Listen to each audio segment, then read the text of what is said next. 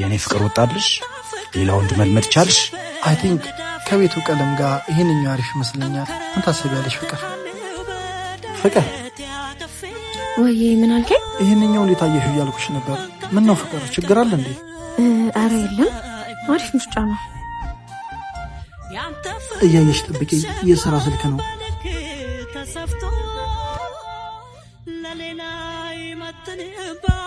አዲሱ ባልሽ ሳይመጣ ቶሎ እናውራ።